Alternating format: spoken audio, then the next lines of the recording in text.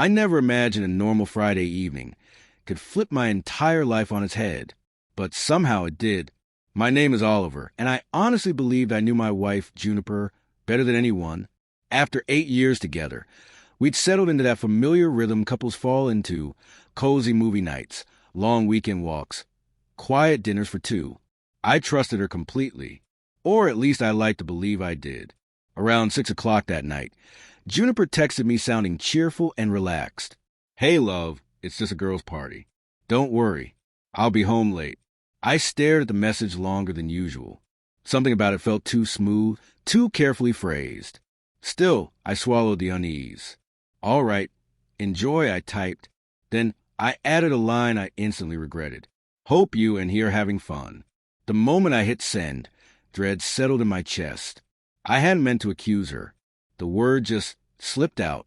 10 minutes later, my phone lit up like fireworks. Juniper was leaving the party. Every message from her was filled with raw panic.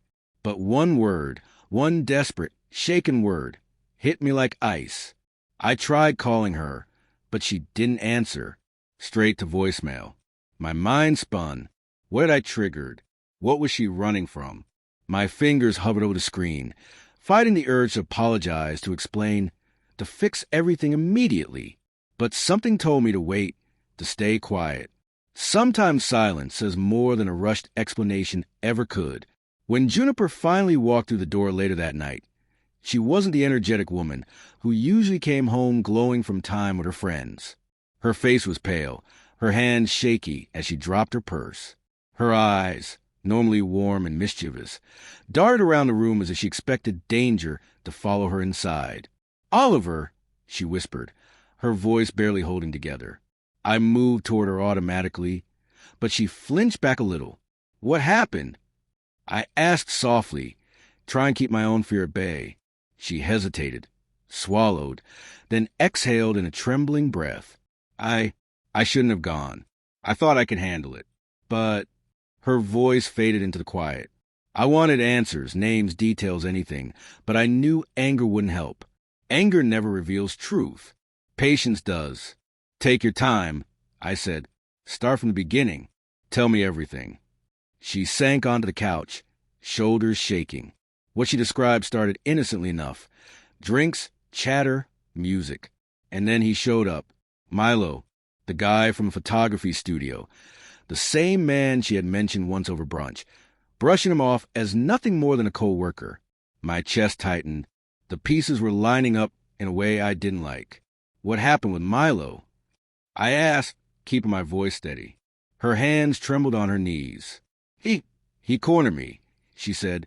At first it felt harmless, just jokes, laughing. But then it shifted. Oliver, I felt trapped. I couldn't even move. I didn't want to ruin the night for everyone. So I left. I ran. I swear I ran. And then I checked my phone and saw your message. She looked at me, eyes wide with guilt and fear. I sat across from her, letting her words settle. Honestly, I expected to feel anger, betrayal, something fiery and sharp. But instead, I felt something protective rise in me. She had trusted me enough to come home terrified and tell me the truth, and my careless text had only added to her panic. I reached across the table, stopping for a moment before resting my hand gently over hers. "You're safe now," I murmured. "That's what matters." She leaned into my touch, releasing a shaky breath as if it anchored her. For a long time, we sat there in silence, the city lights humming outside the window. In that quiet, something became painfully clear. Trust isn't blind devotion. It's knowing boundaries, respecting limits, understanding when to speak and when to stay silent. My impulsive message had cracked a fragile balance I didn't even know existed. Eventually, Juniper spoke again, her voice softer. She admitted she stayed at the party longer than she should have because she didn't want to look weak. She wanted to seem confident, unbothered. But Milo had made her feel small, cornered, powerless. Her voice broke, and I squeezed her hand. "You weren't weak," I told her gently. "You were human. That's allowed." We talked for hours about Milo, about the party, about every tiny moment that led to that terrifying night. It was honest, raw, strangely healing. The tension between us slowly peeled away. We both acknowledged our mistakes. But it wasn't fear or confrontation that brought us back together. It was vulnerability. Shared, open vulnerability.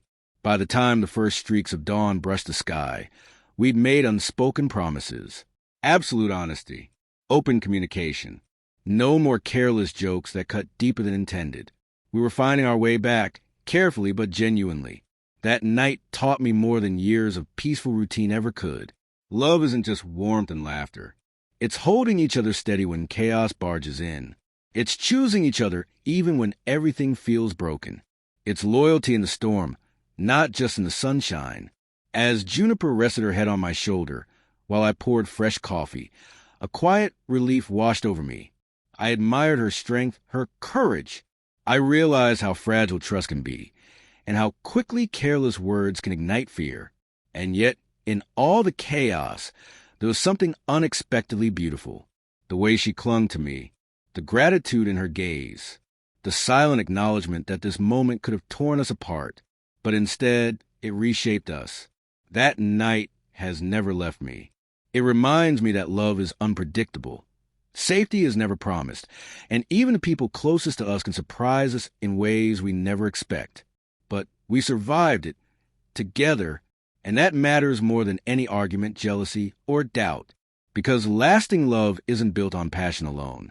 It's forged in courage, strengthened through empathy, proven when hearts are shaking, not steady.